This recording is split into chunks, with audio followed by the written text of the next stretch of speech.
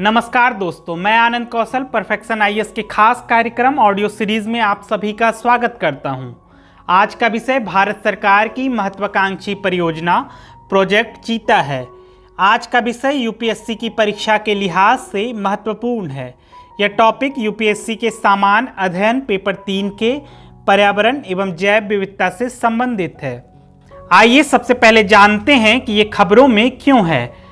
Project चीता के तहत नामीबिया और दक्षिण अफ्रीका से कुल 20 जानवरों को मध्य प्रदेश के कूनो नेशनल पार्क में लाया गया था।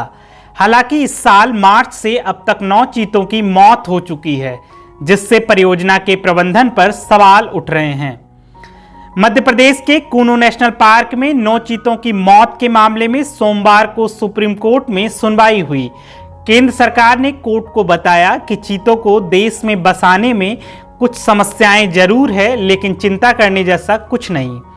सुप्रीम कोर्ट ने केंद्र की दलीलों को स्वीकार करते हुए सुनवाई बंद कर दी। कोर्ट ने यह भी कहा कि भारत में चीतों को बसाने के प्रोजेक्ट पर सवाल पूछने का कोई कारण नहीं है। कूनो में नामीबिया और दक्षिण अफ्रीका से 20 चीतों को लाया गया है। 4 शावकों ने यहां पे जन्म लिया है। इनमें से 6 चीतों और 3 शावकों की मौत हो चुकी है। इसी मामले को लेकर याचिका दायर की गई थी। आइए सबसे पहले जानते हैं क्या है भारत की महत्वाकांक्षी चीता प्रोजेक्ट। प्रोजेक्ट चीता भारत सरकार की एक महत्वाकांक्षी राष्ट्रीय परियोजना है, जिसमें राष्ट्रीय बाघ संरक्षण प्राधिकरण और मध्य प्रदेश सरकार शामिल है। इस परियोजना के तहत चीतों को उनके मूल स्थान नामीबिया दक्षिण अफ्रीका से हवाई रास्ते से भारत लाना है और उन्हें मध्य प्रदेश के कूनो राष्ट्रीय उद्यान में बसाया जाना है। भारत में 7 दशकों तक विलुप्त होने की सूचना के बाद चीता को प्रोजेक्ट चीता के माध्यम से वापसी करने के लिए बनाई गई परियोजना है।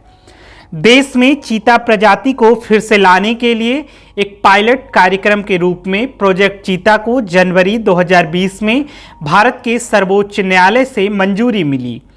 इस पहल को पहली बार 2009 में नामीबिया में एक गैर लाभकारी संगठन चीता संरक्षण निधि के सहयोग से भारतीय संरक्षणवादियों द्वारा प्रस्तावित किया गया था। भारत का चीता प्रोजेक्ट विश्व का पहला ऐसा प्रोजेक्ट है जहां एक बड़े मांसाहारी जीव को किसी दूसरे महाद्वीप में बसाने की कोशिश हो रही है। फरवरी 2022 में सरकार ने लोकसभा में जानकारी दी थी कि चीता प्रोजेक्ट के लिए 2021-22 से 2025-26 तक के लिए 38.70 करोड़ रुपए का बजट आवंटित किया गया है। भारत में चीतों के इतिहास के बारे में जान लेते हैं। भारत में चीतों की आबादी काफी व्यापक हुआ करती थी। यह जानवर उत्तर में जयपुर और लखनऊ से लेकर दक्षिण में मैसूर तक और पश्चिम में काठियावाड़ से लेकर पूर्व में देवगढ़ तक पाया जाता था। अंततः चीता उपमहाद्वीप से विलुप्त हो गया। ऐसा माना जाता है कि चीता की उत्पत्ति दक्षिण अफ्रीका में हुई और भूमि संपर्क के माध्यम से दुनिया भर में फैल गया। देश में चीता का एक प्राचीन इतिहास है। मध्य प्रदेश के मंदसौर में चतुर्भुज नाला में पतली चित्तीदार बिल्ली का शिकार किया जा रहा है कि एक नव पाषाणकाली गुफा पेंटिंग पाई गई है। माना जाता है कि चीता नाम की उत्पत्ति संस्कृत शब्द चित्रक से हुई है, जिसका अर्थ धब्बेदार है। इतिहास में पहली बार चीता पालने का साक्ष्य संस्कृत ग्रंथ मनसोल्लास से मिलता है। मध्यकाल में मुगल काल के दौरान शिकार के लिए इनका बड़े पैमाने पर उपयोग किया जाता था और सम्राट अकबर के पास 1000 चीतों का एक चिड़ियाघर था। मध्य भारत के विभिन्न राज्यों विशेषकर ग्वालियर में लंबे समय से चीते थे। देश के आखिरी 3 जीवित चीतों को छत्तीसगढ़ की एक छोटी सी रियासत के शासक महाराजा रामानुज प्रताप सिंह ने गोली मार दी। भारत का आखिरी चित्तीदार चीता 1948 में छत्तीसगढ़ के कोरिया जिले के साल जंगल में मर गया, जिसे 1952 में भारत में यह जानवर आधिकारिक रूप से विलुप्त घोषित हो गया। चीता को फिर से लाने का प्रयास 1970 के दशक में ईरान के शाह मोहम्मद रजा पहलवी के साथ बातचीत के दौरान शुरू हुआ। इस योजना में भारत के एशियाई शेरों को ईरान के एशियाई चीतों से बदलना था। 2009 में ईरानी चीतों को प्राप्त करने का प्रयास किया गया, लेकिन यह असफल रहा क्योंकि ईरान ने अपने चीतों की क्लोनिंग या निर्यात की अनुमति नहीं दी। पुनरुद्धार परियोजना 2012 में रोक दी गई जब सुप्रीम कोर्ट ने इस पर रोक लगाने का आदेश दिया। 2020 में दक्षिण अफ्रीकी विशेषज्ञों ने 4 संभावित पुनरुत्पादन स्थलों का सर्वेक्षण किया। आइए अब जानते हैं भारत में चीता को वापस लाने के पीछे के उद्देश्यों को। चीतों के स्थानांतरण के पीछे का उद्देश्य न केवल भारत के ऐतिहासिक विकासवादी संतुलन को बहाल करना है, बल्कि एक चीता मेटा पॉपुलेशन विकसित करना भी है जो जानवरों के वैश्विक संरक्षण में मदद करेगा। चूंकि यह एक प्रमुख प्रजाति है, चीता का संरक्षण घास के मैदानों, जंगलों और इसके बायोम और आवास को पुनर्जीवित करेगा, जैसा कि प्रोजेक्ट टाइगर ने जंगलों और इन जंगलों में पाई जाने वाली सभी प्रजातियों के लिए किया है। भारत का दृष्टिकोण अद्वितीय है क्योंकि इसका उद्देश्य सह अस्तित्व दृष्टिकोण का उपयोग करके बिना बाढ़ वाले संरक्षित क्षेत्र में चीता को फिर से स्थापित करना है। आइए अब जानते हैं चीता हस्तांतरण परियोजना में निहित चिंताएं। सबसे पहली चिंता है जीन प्रवाह। आनुवांशिक सामग्री का एक जनसंख्या से दूसरी जनसंख्या में हस्तांतरण जीन प्रवाह चिंता का विषय है। दूसरी चिंता का मुख्य विषय है घर लौटने की प्रवृत्ति। अधिकांश जानवरों में दिशा व समझने की क्षमता होती है और यदि विस्थापित हो जाते हैं तो वो वापस लौटने का रास्ता खोज लेते हैं। इससे जानवरों के खोने का जोखिम तथा मानव पशु संघर्ष का भी कारण बनता है। आवास और शिकार का आधार। जिन कारकों के कारण एक प्रजाति विलुप्त हो गई, उन्हें भंडारित करने के लिए आवास को सुरक्षित करने से निपटा जाना चाहिए।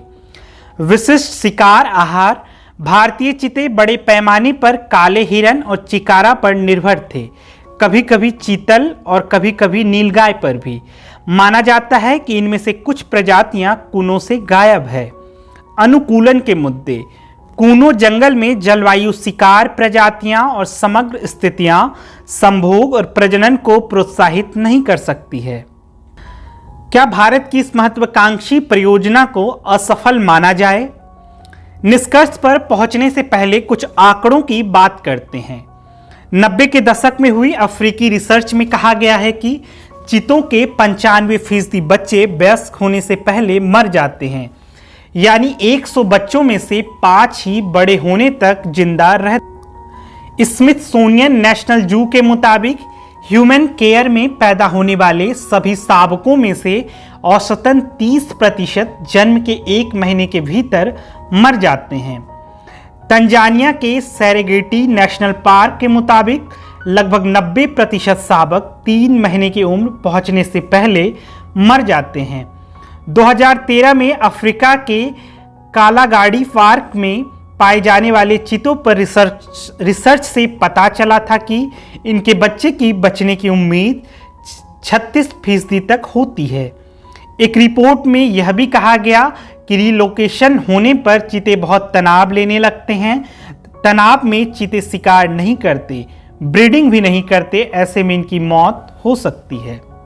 प्रोजेक्ट चीता में शामिल इंटरनेशनल एक्सपर्ट का कहना है कि अफ्रीका में सर्दियों के लिए चीतों में बाल यानी फर की मोटी परत बनती है। भारत की गीली और गर्म कंडीशन में यही चीतों के लिए जानलेवा साबित हो रही है। इन आंकड़ों और तथ्यों के आधार पर प्रोजेक्ट चीता को असफल कहना जल्दबाजी और बेतुका होगा। 1 साल में 50% यानी आधे चीते भी सरवाइव कर पाए तो यह प्रोजेक्ट सफल माना जाएगा। हस्तांतरण कार्यक्रम को एक प्रयोग माना जाता है। वैसे भी प्रोजेक्ट चीता एक अद्वितीय परियोजना है। ऐसे मृत्यु और जन्म को निश्चित सफलता और विफलता के रूप में नहीं देखा जाना चाहिए। चीतों की मृत्यु पर उनके प्राकृतिक जीवन काल और भारतीय परिस्थितियों के अनुकूल ढलने में आने वाली कठिनाइयों को ध्यान में रखते हुए विचार किया जाना चाहिए। समायोजन आवश्यक है या नहीं, यह निर्धारित करने के लिए एक स्पष्ट मानदंड और समय सीमा स्थापित किया जाना चाहिए। आज के समसामयिक मुद्दों पर आधारित ऑडियो सीरीज में इतना ही। फिर मिलते हैं एक नए विषय के साथ, तब तक हमसे जुड़े रहिए। धन्यवाद।